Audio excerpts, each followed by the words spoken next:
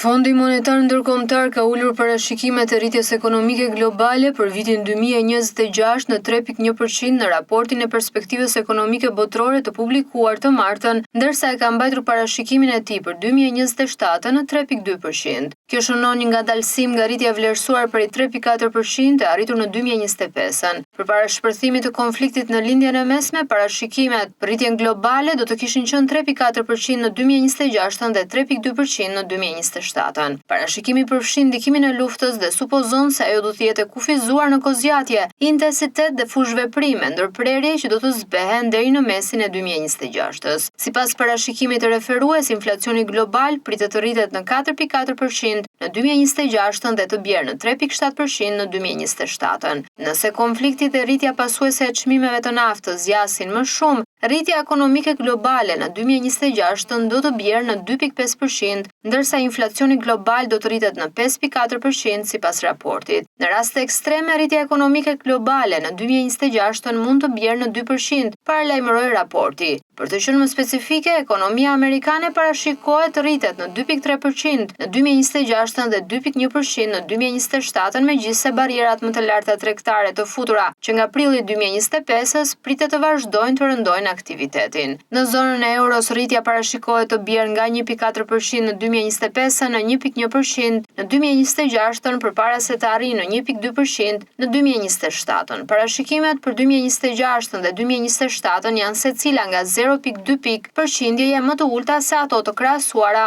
më herët. Parashikimi i rritjes ekonomike për 2026 për tregjet dhe ekonomitë në zhvillim është rishikuar me 0,3 pikë përqindjeje në 3,9%, ndërsa perspektiva për ekonomitë e përparuara mbetet përgjithsisht e pandryshuar. FMN-ja sugjeroi një paketë gjithëpërfshirëse politikash që kombinon masat e brendshme me veprime të koordinuara ndërkombëtare për të forcuar qëndrueshmërinë dhe për të nxitur përshtatshmërinë. Gjithashtu në raport thuhej se kufizimet tregtare luajnë një rol të kufizuar në korrigjimin e çekuilibrave, por mund të përkeqësojnë prodhimin dhe u kërkoi vendeve të bashkëpunojnë dhe të ndërmarrin veprime të koordinuara për të rivendosur stabilitetin në marrëdhëniet ekonomike ndërkombëtare.